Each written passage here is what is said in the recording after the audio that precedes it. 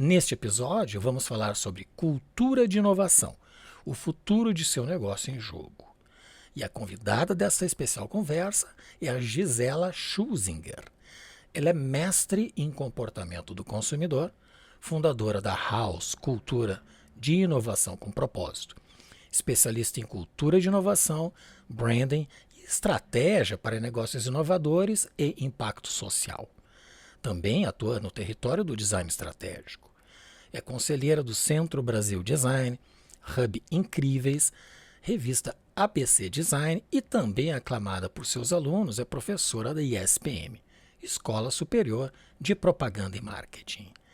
Ela é mentora em aceleradoras, como Vedacity Labs, Território Criativo, Braskem, Base ISPM, além de startups e hackathons.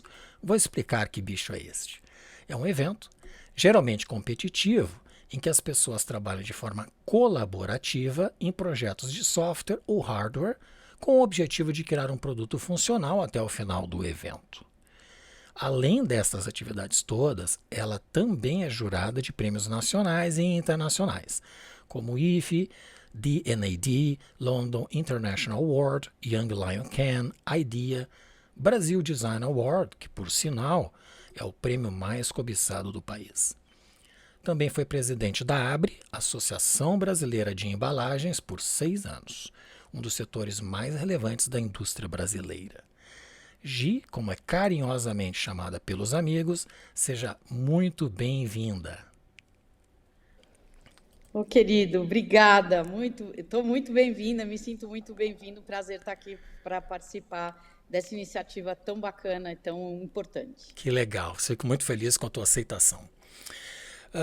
A inovação ela é uma palavra que vem do latim, innovare, que significa mudar, renovar, que tem uma etimologia de in, que é dentro, e novos, que é novo, né? Então significa uma mudança, uma nova mudança, uma variação experimental, a introdução de algo novo e um arranjo estabelecido. Defina para a gente o que é inovação e qual impacto a cultura de inovação gera no resultado e futuro das empresas. Nossa, aquela pergunta de $1 milhão, né? Bom, a questão da inovação e a definição da inovação, hoje, na verdade, não existe uma definição padrão, vamos dizer assim. Né? A inovação, existem várias perspectivas que você pode definir a inovação. A minha perspectiva, e o que eu penso disso, ela é mais humanizada, exatamente por ser designer e por ter sempre essa perspectiva do humano no centro de todo o processo. Né? Então, a partir dessa perspectiva, a minha definição de inovação é a imaginação. O que é inovação? É a imaginação humana aplicada na solução de um problema ou na materialização de uma oportunidade. Então, é a nossa capacidade de imaginar. Então, não é sobre tecnologia é meio, né? E todos os recursos que a gente tem para isso. Mas a capacidade de inovar é humana.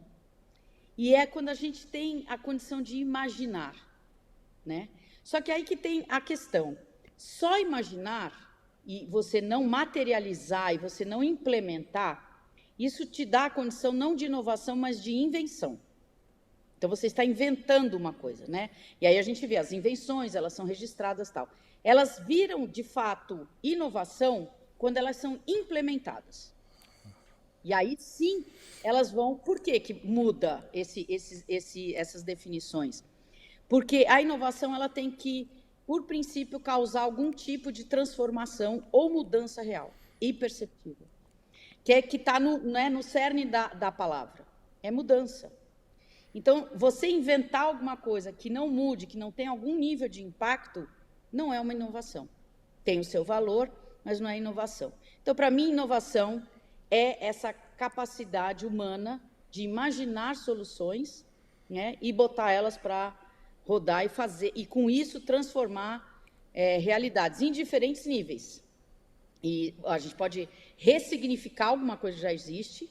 As pessoas acham sempre que inovação tem que ser uma coisa muito diferente, né, a tal da palavra disruptivo.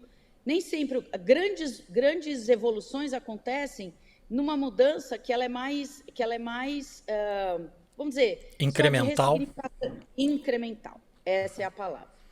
E a outra são as mais disruptivas. Então, você pode imaginar algo que já existe, usando a minha palavra, minha definição, reimaginar o que já existe, ou você pode imaginar algo completamente novo. E aí buscar todos os meios que a tecnologia nos ajuda a implementar para que, de fato, isso transforme a realidade.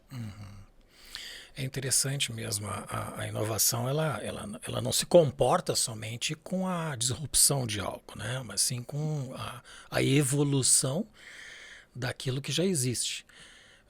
Até porque nem tudo justifica ser transformado de forma abrupta, né? A natureza mesmo se transforma ao longo de muitos anos. E é uma transformação Exato. necessária, né? De adaptação do ambiente, enfim. A questão da. Principalmente de adaptação, né, Maurício? E é aí que eu acho que tem a beleza da inovação. Como que ela vai ajudando a gente a se adaptar. No final do dia, é disso que a gente está falando, né? Eu preciso me movimentar, eu preciso mudar, às vezes mais, às vezes menos, mas para estar em equilíbrio, que é o princípio da natureza, né? Estar em equilíbrio com a realidade que eu vivo e conseguindo fazer a diferença. Então, indo para a sua segunda pergunta, não sei se você quer Sim, falar. claro. Não, é que eu ia dizer que as três dimensões que o Pod Brand trata é design, estratégia e inovação e o significado destas três palavras e conceitos estão no site podbrand.design, inclusive a etimologia. E lá, sobre inovação, eu também coloco a minha visão, que é uma frase muito curta do que eu entendo a inovação de forma mais condensada. Não simples, mas mais condensada. Que inovação é colocar ideias de valor em prática. É isso. Que eu gosto de trazer a dimensão da... Que é isso, né? As ideias, elas já... para mim, a imaginação é no estado bruto da ideia, vamos dizer, né? Você imaginar, porque aquilo te traz uma energia, uma vontade, né? Uma coisa que vem de dentro, e acho que a inovação precisa ter isso.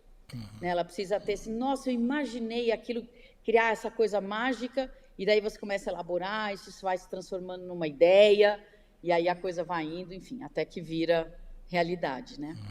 Sim. E aí, continuando a tua pergunta, o que isso é, o que isso tem a ver com as empresas? O que impacta Hoje a na cultura de inovação, inovação, né, no resultado das empresas? nas empresas, né? O que é essa cultura? Você imagina a gente não ter hoje, na realidade que a gente vive, uma empresa que não tenha essa lógica de imaginar soluções novas para ir se adaptando às novas realidades. Considerando a velocidade que as coisas mudam, né? A instabilidade, né? A volatilidade, todo o tal do VUCA, né? Que a gente fala, tudo isso tão instável, se eu não estiver preparado para mudar, se eu não estiver preparado para adaptar, eu estou fora do jogo. Então, inovar hoje é uma questão de sobrevivência. De sobrevivência. E ter esta cultura de inovação está explicado. Né? Se eu não tiver as pessoas pensando nisso, criando espaço para essas pessoas, porque, de novo, né, a inovação vem das pessoas, lá no princípio. Se eu não criar esse espaço para essas pessoas, né, e permitir que elas imaginem, né, novas propostas, eu estou fracassado, eu não tenho como entrar nesse jogo que hoje a gente tem das empresas, né, com a velocidade e tudo mais que a gente está considerando. E a parte mais divertida dessa história, Maurício, é que não tem um template. Não tem template. Cada Não caso tem é um caso. Cada caso é um caso. Isso depende muito do conjunto das pessoas que estão lá, né? Da liderança, de como a liderança enxerga esse processo, de como isso é estimulado entre os pares, nas diferentes áreas. Então, essa composição vai depender muito de cada organização. Porque antes a gente, né, na era industrial, a gente tinha muito essa ideia, né? Eu tenho um padrão aqui, eu vou seguir esse padrão, está garantido. Hoje não. Né? Então, nada está garantido. Então, essa questão de adaptar e de estar preparado para que todos estejam lá preparados para mudar e para pensar uma solução e para se adaptar, que é a tal da cultura de inovação, é fundamental para a empresa sobreviver. O design, como um processo sistêmico, né, ele pode ser o meio para a implementação da cultura de inovação nas organizações e ainda qual deve ser o primeiro passo para isso, né? Se o design realmente tiver este papel dentro do processo da cultura de inovação. Um dos papéis do design, e hoje a gente vê as organizações falando muito mais de design, entendendo muito melhor, é justamente esse pressuposto do design, que ele é sistêmico por natureza, né? Ele é interdependente, não dá para você pensar a solução do problema sem pensar em tudo que está em torno disso, né? Ele não é isolado, qualquer solução de um produto ou de um serviço, isso não é isolado dos impactos que ele vai gerar e, enfim, de todo o ecossistema que está em torno dele, né? Então, ele ajuda, de fato, essa perspectiva mais sistêmica, ajuda a entender que está tudo interligado e é interdependente. Então, a gente via antes os departamentos dentro das empresas. Como que o marketing não vai conversar com o comercial? Como que o marketing ou a área de inovação de P&D vai imaginar uma solução que o marketing não participou e, portanto, ele não vai entender, que depois o comercial tem que vender? De forma isolada, né? Isso está fadado a não dar certo.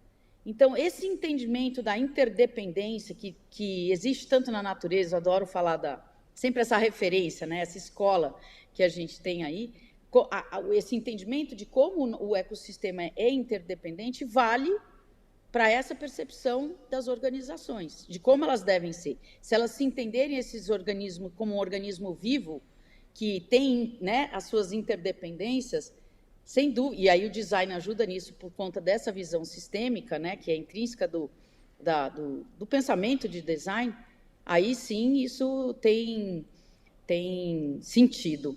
Eu tenho até um exemplo muito divertido, que a gente sempre fala do post-it, né, como uma ideia, assim, né, uma referência da inovação e tal, mas eu não sei se você sabe, né, e aqui os nossos convidados, aí, quem estiver vendo, que o post-it, na verdade, ele foi criado por duas pessoas e estavam em áreas completamente diferentes dentro da 3M. Um estava lá com um problema e o outro criando, eles eram de áreas diferentes de produto.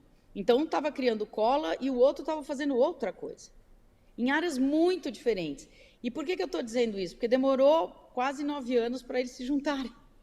Você imagina a loucura, né? Para daí a coisa acontecer e ter o post-it que a gente tem hoje. Imagina a gente encurtar tudo isso, né? E por conta de ter essa visão mais sistêmica, a gente está ali e resolver um problema em uma semana, ou desenvolver uma nova, que é a proposta do Design Thinking, né? Do Design Sprint. Enfim, então, eu acho interessante a gente ver como, na real, né? Quando as coisas não estão ligadas, o tempo que a gente pode perder de uma grande ideia. Precisa existir um método, uma metodologia onde as pessoas possam se integrar pensando no novo, né? na novidade, na inovação. E não somente no operacional, no dia a dia, nas coisas que são demandadas por tempo, por prioridades ou por pressão, né? De mercado, de produção, enfim, entrega e tudo mais.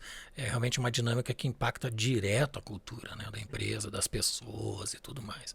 Eu acredito, inclusive, Gi, que o efeito positivo de uma implementação de uma cultura harmônica de inovação numa empresa impacta na vida pessoal dos envolvidos.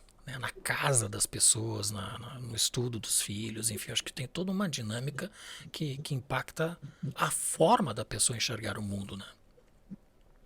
Totalmente, né? Tanto que a gente diz o design, das várias definições também que tem de design, que design é um jeito de se colocar no mundo, é um jeito de olhar para o outro, porque tem a questão da empatia, né? De você entender a lógica do outro e trazer isso, e como você disse, né? E com isso entender qual é a melhor forma de tirar o melhor dos seus parceiros, por exemplo, dentro de uma organização ou dentro da sua casa, enfim, trazer o melhor daquela pessoa para ajudar na construção daquela relação, daquele processo todo que você está vivenciando. Então, assim, é fundamental hoje essa lógica, né, do design, do foco no humano, na pessoa, entendendo essa dinâmica, entender que as relações são sistêmicas. Enfim, a ideia do ecossistema que a gente vê na natureza, que para a gente faz tanto sentido, né? Como é que um animalzinho come o outro e por quê? E está tudo bem, está tudo em equilíbrio. E aí a gente entender essa lógica sistêmica para dentro das nossas realidades. E como você falou, sempre estaremos falando de pessoas.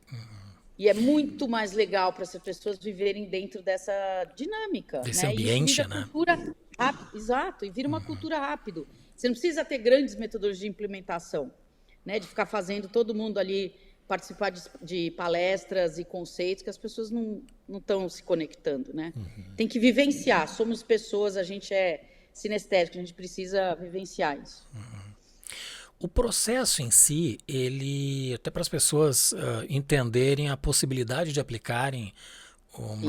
um processo de inovação numa microempresa, numa empresa individual, num profissional liberal, uma pessoa, enfim, com menos estrutura, né, de equipe, por exemplo. O processo em si ele é simples, né, mas ele precisa, o que falta é a decisão da tocativa, né, que eu chamo, né, botar em ação. Sim, sim. E você falou uma coisa muito interessante que eu venho discutindo muito, mesmo dentro de grandes organizações, né? Porque a gente, quando fala numa empresa e tal, a gente já começa a pensar em processos, sistemas, metodologias e tal. Só que a questão da inovação, embora a gente precise de sistematizar processos e tudo mais, de novo, vamos trazer para a dimensão humana, tem uma parte disso que é como a gente vai, qual é a nossa atitude em relação a tudo isso.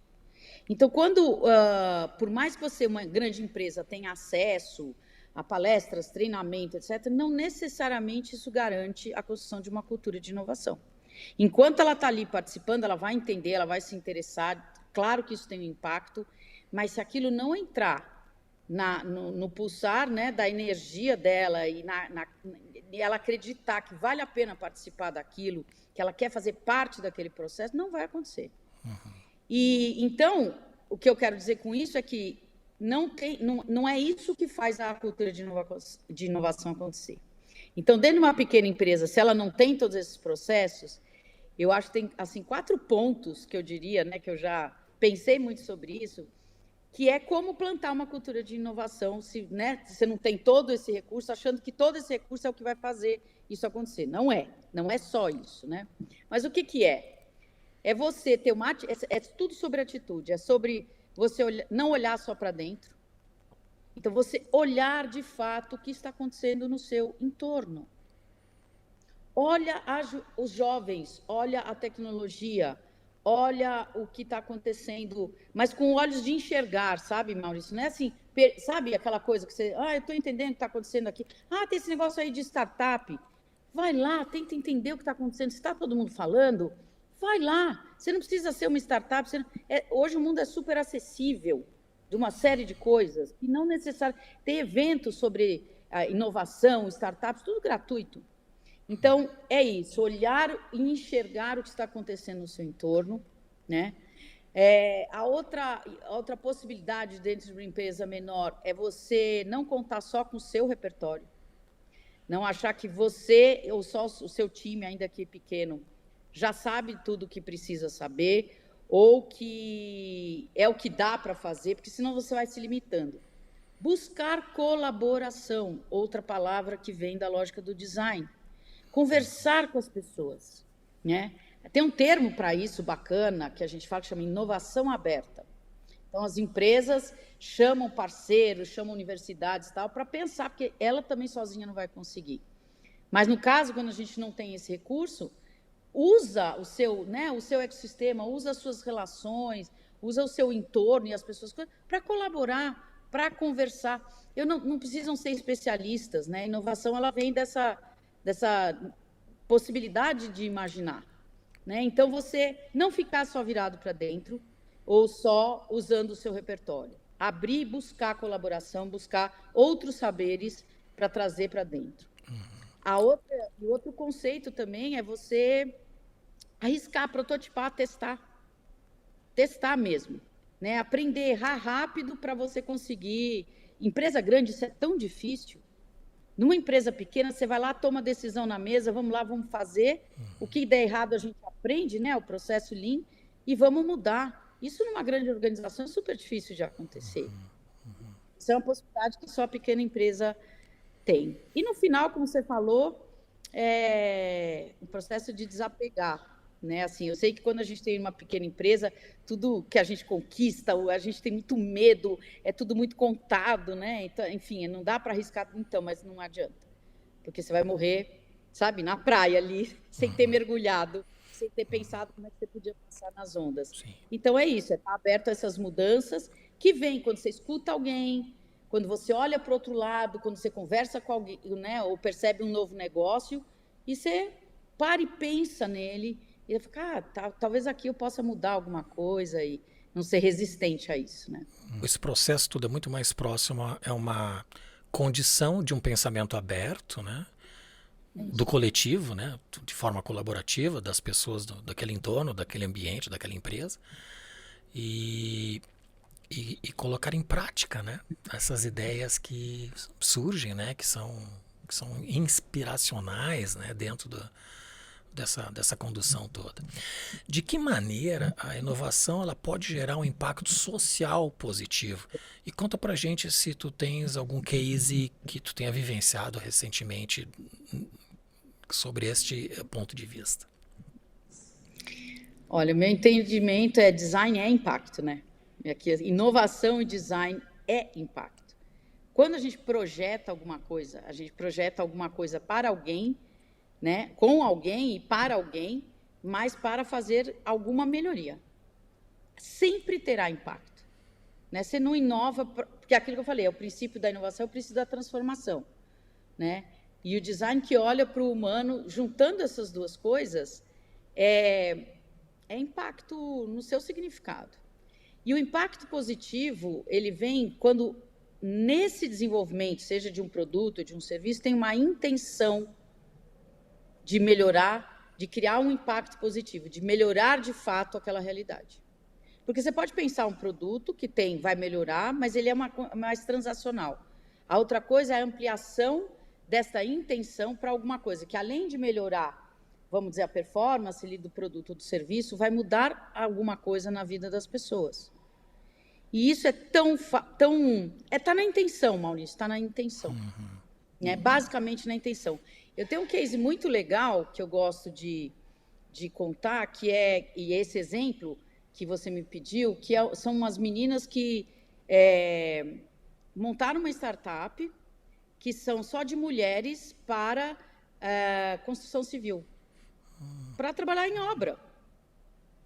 Né? Que elas entenderam, né? Então elas desenvolveram toda uma empresa. Olha como a inovação vem, né? De uma intenção de mudar a realidade de mulheres que estavam ali, que já faziam, né? Dentro de uma região, né? De não tanto poder aquisitivo e tal, e elas viram que as mulheres estavam ali com um potencial de fazer as coisas, mas que assim, saberiam ajudar, né, saberiam participar daquilo, mas que por alguma razão na sociedade, em algum lugar, alguém disse que mulher não trabalha na construção civil. Mulher não assenta tijolo. Como assim? Por que não? Então vem a história da pergunta, né, do questionamento. Né, por que eu não posso mudar isso? E aí eu participei disso, né? Foi muito legal fazendo mentorias para elas, mas eu via o brilho nos olhos dessa mudança e do impacto que elas sabiam que elas iam gerar. Então, elas queriam fazer um negócio, mas o negócio era quase como uma plataforma só para dar um jeito de fazer aquilo acontecer.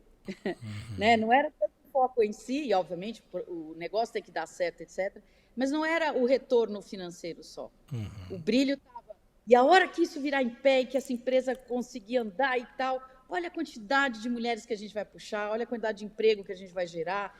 Então, assim, essa é uma outra perspectiva mesmo, né? Que é isso, quando a inovação e o processo de pensar soluções, né, vem com essa carga de fato, você realizar alguma mudança real, né, na vida das pessoas. Então, esse é um bom exemplo, né? E foi muito bacana ver e participar, porque você sai transformada também, né? Sim, sim.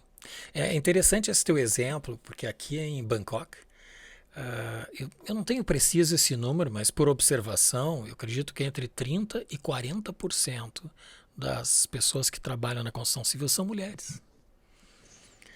Foi uma das coisas que mais me chamou a atenção quando eu vim, pelo ineditismo, né? Porque no Brasil não é comum. Mas aqui não, aqui é intenso. Olha que. Marido e mulher vão juntos trabalhar nesta mesma profissão. É. E é muito legal. E você sabe que isso começou, e assim, o resultado dessa empresa é impressionante. Resultado financeiro, porque todo mundo que entra nisso quer fazer essa história dar certo. O mais bacana do negócio de impacto, né, e da inovação de impacto, quando ela tem essa intenção do impacto amplo, né, e social ou ambiental, como isso mobiliza as pessoas, todo mundo que está envolvido, né? Não é só sobre a relação de trabalho, mas é de pertencimento, de transformação, de querer de fato fazer diferença. Então, como você falou, assim, no Brasil, quando eu conversei com elas, eu quase que pensei assim, gente, como que alguém nunca pensou nisso? Porque é tão óbvio, sempre a inovação ela tem esse aspecto assim, né? Mas como assim que ninguém pensou nisso? Alguém resolveu fazer uma pergunta, né? Botou intenção nisso, né? Imaginou, né? Aí começa com as ferramentas, coloca isso para rodar, pronto, virou. Né? E é tão bacana ver o impacto que elas estão gerando até hoje. Chama Diosa. Bacana, muito bacana. O branding, um dos territórios que tu abranges e trabalha na House, na tua consultoria, ele não é um processo de terapia empresarial, per se, porém, o resultado é terapêutico. Como a cultura de inovação se relaciona com o branding? Fala de alguns exemplos vivenciados nessa jornada da House Consultoria. A relação da cultura de inovação com branding. Enfim, falando de uma definição rapidamente aqui de branding, né, que é essa construção que a gente orienta as empresas e ajuda as empresas a fazer de entender qual o significado, né? Mas para além do negócio dela, quais são as associações, qual é o significado, né? Qual é o entendimento do papel dessa organização para as pessoas, para os seus consumidores, mas mais do que isso, para as pessoas, né? E na medida em que uma empresa tem que se preocupar com essa imagem, com essa reputação, né? Com esse conhecimento e com as associações que vão sendo feitas com essa empresa, ela necessariamente tem que se manter relevante. Elas têm que estar o tempo todo interagindo com as pessoas, né? Seja através dos seus produtos, seja através dos seus serviços, seja através principalmente da sua comunicação, né? Contando o que ela está fazendo, sobre o que ela está discutindo, né? Hoje uma empresa tem que se posicionar. Então, tudo isso faz parte dessa construção do branding. Você imagina se ela não tiver, depois de tudo isso que a gente falou, essa conexão com essa adaptação das coisas que vão mudando e que ela precisa se manter, para que ela consiga se manter relevante. Então, é uma percepção de construção de marca totalmente ligada ao quanto essa empresa consegue se manter relevante. E o que vai deixar mantê-la relevante é justamente a inovação. A cultura de inovação, ou seja, todo mundo ali dentro, olhando para fora, entendendo quais são esses desejos, quais são essas novas necessidades e se apresentando para isso. Mudando seus produtos, lançando novos, tirando outros, mudando a sua perspectiva no processo aí de cadeia de valor, né? Falando de sustentabilidade, mudando processos por conta disso. E aí, tudo isso automaticamente, necessariamente, vai impactar na construção da percepção de significado e de imagem, que aí entra o papel do branding. Então, assim, são coisas que não dá para a gente imaginar assuntos separados. É um dentro do outro, né? Você pensar em branding hoje, na construção de uma imagem, na construção da reputação de uma marca, sem ter isso na dinâmica dessa marca, sem ter a inovação na dinâmica dessa marca, você não consegue manter a relevância dela. Então, como eu disse, né, inovação é uma questão de sobrevivência e de construção de marca. Senão, né, ela vai ficando velha e sai do jogo, né? Interessante, o processo do branding, ou um projeto de branding, ele impacta no valor da marca, né, no valor proposto. E talvez possa ser um belo catalisador para que os empresários, a partir da introdução de um processo de branding, de um projeto, possam investir mais na inovação a partir da resposta que tenham. Porque a inovação ela também é um pouco ainda percebida por algo etéreo, né? Que não é materializado, que não O branding, eu acho que passou por esta mesma relação Sim. de conflito, né? Entre o que o branding realmente entrega, né? Hoje já se tem mais claro, o mercado tem mais claro a resposta e o valor que isso gera. E a inovação tem a mesma resposta com outra dimensão, em outras áreas, em outras atribuições, dentro do processo todo da gestão da empresa e tudo mais. Eu acho que pode ser um catalisador, vou chamar assim. Não, e assim, né, como você vai pensar em construir todo um processo de marca, né, de percepção e de reputação e de valor para o negócio, sem isso estar conectado com a ideia de estar relevante o tempo todo, né, preparado para as novas demandas, na velocidade em que a gente precisa estar preparado para essas novas demandas, não vai conseguir, por mais que você construa essa ideia, ela tem que entregar essa ideia, né? E a entrega vai vir a partir desse processo de estar sempre inovando. Por isso que eu não acredito, Maurício, assim, na ideia de que tem uma área de inovação. Claro que, para organizar a empresa, né, a gente precisa ter isso organizado. Quem é esse interlocutor, quem vai tocar na questão mais operacional. Mas a ideia ela tem que ser transversal. É como sustentabilidade, não pode ser mais uma área. Né? Tem que ser um entendimento que faz parte da natureza da própria empresa. Né? E eu acho que inovação, cada vez mais, está sendo assim. A área de inovação talvez seja, comparado com agrobusiness, seja a área que plante, né? Que coloque as sementes em todo o território. E as outras áreas é que vão alimentar, colher, processar e transformar Exatamente. aquela semente em algo que para a sociedade vai ter benefícios, lógico, para a empresa e para todo mundo que está envolvido com ela. Tu é professora da ISPM já há um bom tempo. Quais as matérias, os cursos que tu leciona especificamente? Tem uma que fala de estratégia, inovação e design thinking, né, que esse é o título dela, que a gente fala justamente dos processos de inovação, cultura de inovação, e ela termina com a utilização de uma das ferramentas, né, que é das metodologias aí, que é o design thinking. Tem uma que chama Novo Branding, que é justamente a construção de marca a partir dessa era, né, da nova consciência e do impacto positivo.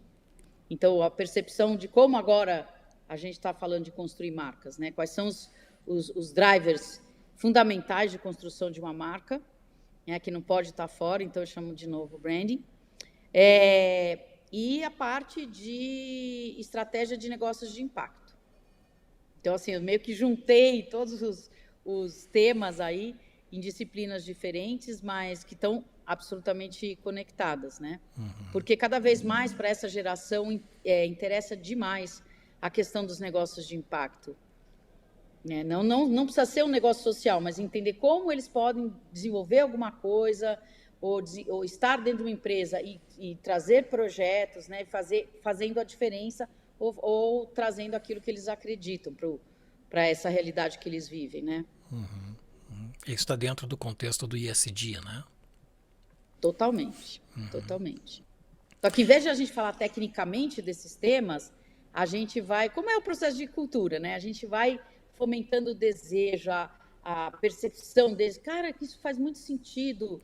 Nossa, isso é o que eu quero fazer. E aí você vai mobilizando essas pessoas na direção de entender o quanto que essas coisas são importantes aí, né? Que vão fazer toda a diferença para frente e para a vida deles, profissional e pessoal. Essa experiência, ela te proporciona um convívio diário e direto com essa nova geração. Qual é o pensamento desses novos protagonistas que estão entrando no mercado de trabalho, que já estão pensando em empreender? Qual é a dinâmica? O que eles pensam sobre o mercado de trabalho, design e o empreendedorismo? Ai, Maurício, obrigado pela sua pergunta, porque essa é a parte que eu mais gosto de falar.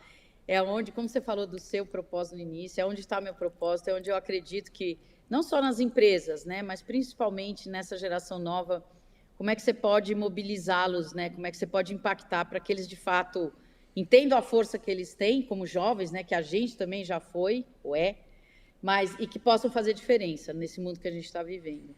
E é por isso que eu dou aula, né? e na graduação, porque isso é muito, como você fala, é muito enriquecedor. Primeiro porque é uma oportunidade de se encher de energia, né? Eles têm a energia, né? São super jovens, né? 20 e poucos anos, e a energia que eles trazem. Mas, principalmente, e aí eu vou adorar essa oportunidade de falar, diferente do que a grande maioria fala, de que o jovem está fora da realidade, de que o jovem não aprofunda em nada, eu acho que não dá para a gente generalizar. Não dá para a gente generalizar. Senão a gente bota todo mundo na mesma gavetinha e aí a gente perde a esperança. Tem gente assim mesmo, tem muito jovem que está assim, mas independentemente da classe social, estou falando o jovem, né? Que a gente também separa isso, e eles não separam assim. Eles não se entendem assim, principalmente, eu tenho muito contato com jovem da quebrada, né? De outros lugares, aqui mesmo dentro da SPM, e a gente vê que eles não estão tratando dessa diferença. Então, objetivamente, diferente do que a gente imagina que eles não estão nem aí, eles estão absolutamente engajados com a possibilidade de fazer diferença. E isso tem mudado, fazer diferença não de forma romântica, mas de forma objetiva. Eles são mais pragmáticos em algum ponto, né? Então, eles querem, tanto que tem esse imediatismo. Olha, eu quero logo o espaço, que eu quero logo fazer, porque eu quero logo... Tem essa questão da ansiedade, né? Mas eles estão muito mais engajados nesse entendimento, eles questionam muito mais. Toda vez que a gente fala de marca, nas 3 disciplinas, quando a gente está falando de marcas, eles questionam, eles vão buscar informação, né? Eles criticam, não só no ponto de vista de apontar, né? Mas de dizer, cara, por que eles não estão pensando isso e tal? E o mais legal é como eles vão trazendo, reforçando marcas que não são aquelas, né? Não são corporações que estão estabelecidas há tanto tempo. Então, essa ideia do empreendedorismo que você trouxe, né? Eles se identificam muito com esses empreendedores dessas marcas que já são nativas sustentáveis, que já estão com outros objetivos, que estão peitando, vamos dizer assim, as grandes marcas, as grandes corporações, e vão comendo o mercado pela borda, e se identificando com isso. Então, assim, eu sou muito otimista e confiante. No jovem, eu convivo muito com eles. Aí você fala, não, mas você convive numa classe social e tal. Não, eu convivo em várias, né? E vejo que eles estão, de fato, querendo fazer a diferença. Então, a minha mensagem é que vamos parar de só criticar e achar que jovens só estão perdidos. Perdidos estamos todos, porque estamos vivendo tempos intensos, né? Mas eles têm muito mais garra e muito mais desapego para fazer o que precisa fazer, né? Sobre estruturas, né? Sobre dinheiro, sobre posse.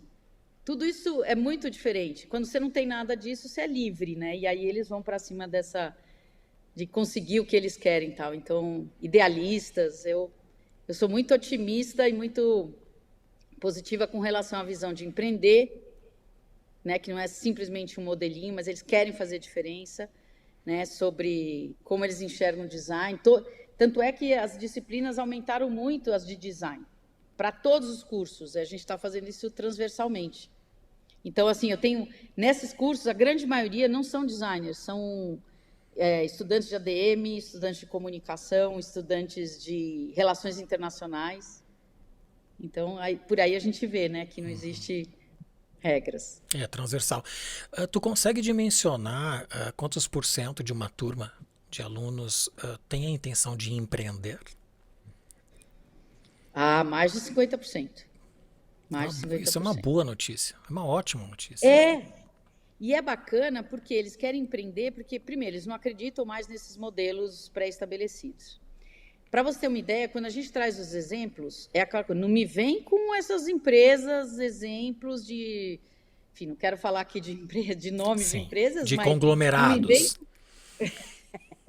Vamos dizer assim, não vem com essa conversa. Né? Não vem me falar da Apple, a Apple a gente pode falar, não vem me falar da Apple porque não... Ok, é super legal, eu tenho meu computador, mas não é disso que eu quero falar. E aí, é bacana que quando você abre o espaço, então tá, de quem você quer falar?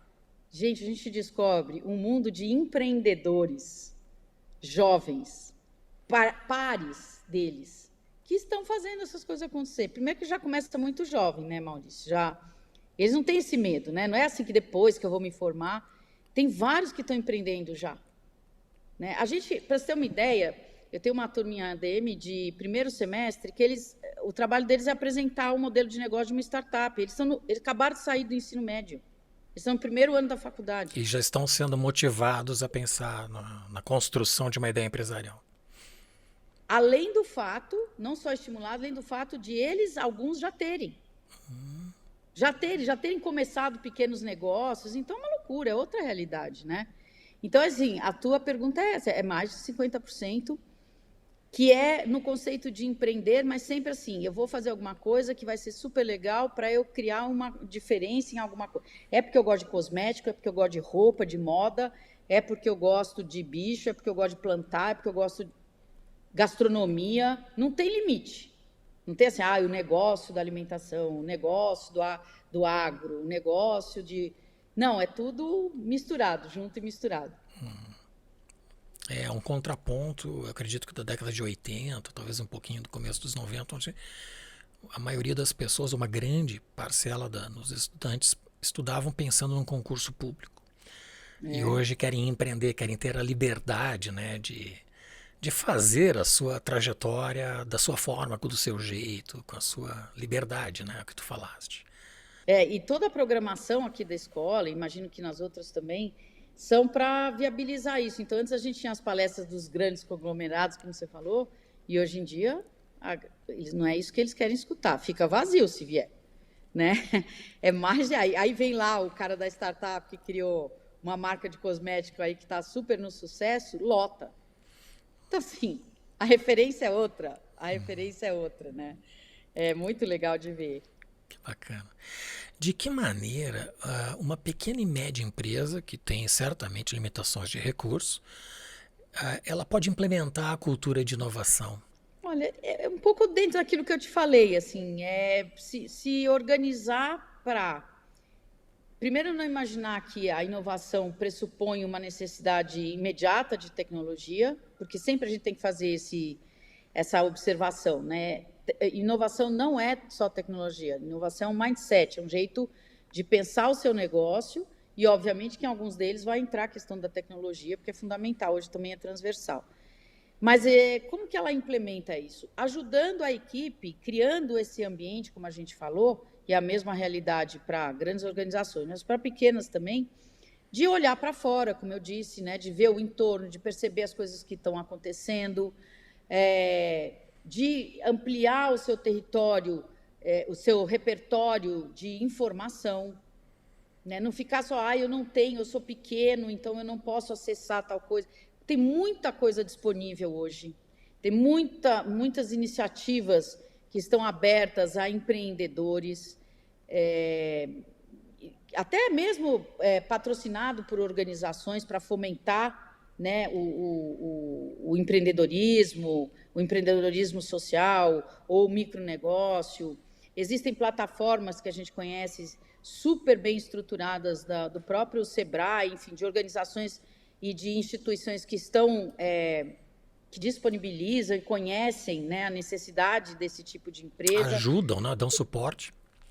Não, suporte pesado, né? Assim, às vezes até de investimento e tal. A gente conhece iniciativas que podem ser. Então, assim, primeiro, é sempre a coisa da atitude, né? Sair desse lugar eu não posso, eu sou pequeno, eu não tenho, né? Da escassez, e ir para um universo da abundância e se disponibilizar para olhar e enxergar o que está à sua disposição, o que você pode acessar. Por quê?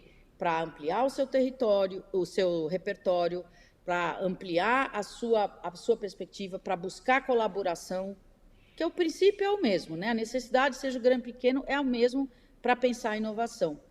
Mas entender que tudo isso está disponível, que é uma questão de atitude, né, e de se desapegar dessa visão que, às vezes, os pequenos empresários têm, de que, principalmente no Brasil, né? Eu não tenho dinheiro, eu não tenho acesso, eu não conheço, eu não vou, não é para mim. Né? Você é um empresário, e tudo está disponível para quem tiver com essa disponibilidade e vontade de... Porque aí, com isso, você vai incorporando e internalizando um jeito de pensar, né? Uma lógica de olhar para negócio. Se você conversar com 3 startups, a quantidade de... Eu já vi isso acontecer, né? Uma pequena empresa que eu botei em contato com algumas startups, gente, a percepção de olhar para o negócio e de entender certas coisas é quase instantânea. E aí isso é incorporado na empresa, no time, ainda que seja pequeno, e aí você começa, quando você vê, você fala, nossa, como nós estamos com esse mindset, né? Com essa mentalidade para pensar coisas novas, sem medo de errar, para testar, né? E sem precisar até usar as palavras todas, né? Os jargões aí.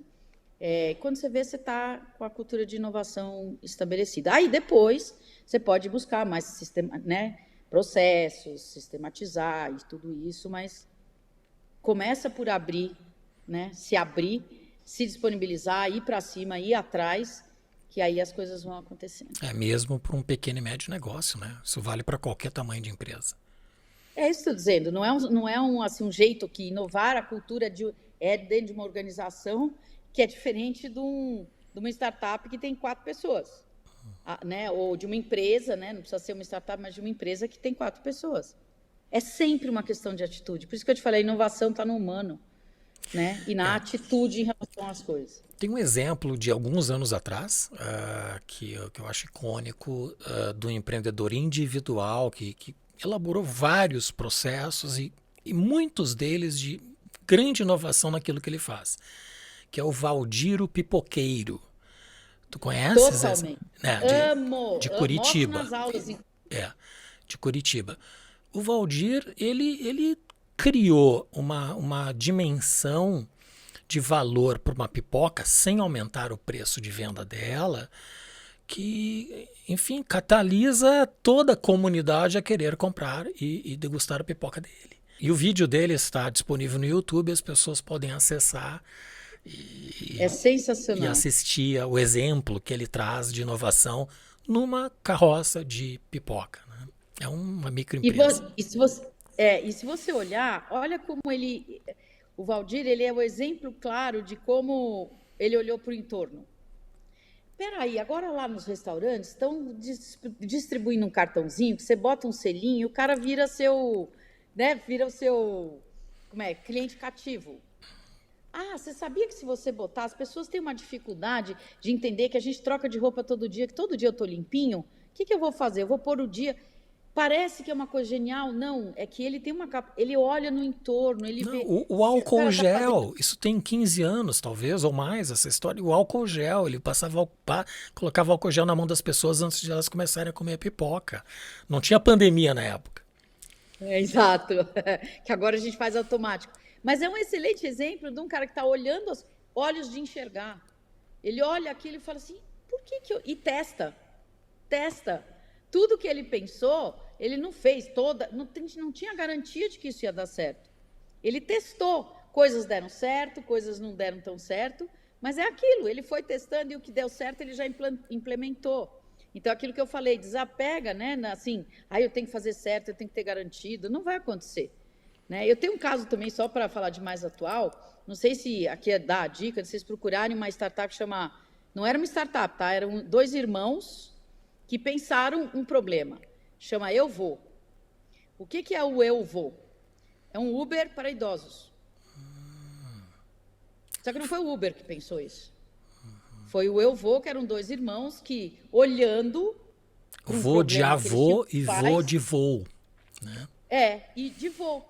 Né? Então, assim, transportar o idoso é totalmente diferente. Né? Ele precisa de ajuda, enfim, é uma outra dinâmica.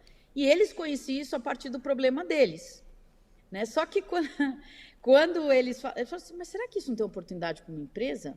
Vamos olhar. É aquela história que eu falo, olha para fora. O Uber, aí começaram a prestar atenção no Uber, aí começaram a prestar atenção no táxi, aí foram conversar, a história que eu falo, vai conversar, né? Vai aumentar o repertório. Foram conversar com o pessoal do Uber, pessoal do táxi, para entender as dores, né? Dos passageiros, as dores do motorista. Bom, não deu outra. Prototiparam com os conhecidos dos pais ali, né? Os amigos dos pais que eram idosos também. Prototiparam o negócio de buscar, levar e tal. Pronto, tá lá, eu vou, é só entrar. Virou um business. Obviamente que depois disso virou um business, né? Aí aporte, porque obviamente aí a ideia vinha em pé, já prototipou tudo, e aí você tem condição, tiveram condição de buscar investimento e tal. Sensacional. Que bacana, muito legal. Para mim isso é inovação. Sim. Gia, a gente chegou no momento que eu chamo de pinga-fogo, literalmente. O pinga-fogo, são 3 perguntas, tanto filosóficas, que eu faço para todos os convidados. Quais são as virtudes do empreendedor de sucesso? Eu acho que a principal é a coragem, né? Vamos assim, uma palavra melhor, a atitude. Atitude, acho que coragem também é né, a coragem de errar, a coragem de acertar também, né? Que às vezes a gente se espanta com o que a gente é capaz de fazer.